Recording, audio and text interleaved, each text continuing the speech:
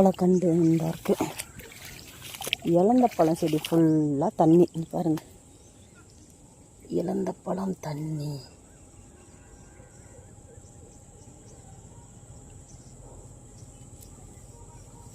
தண்ணி அணைக்குது.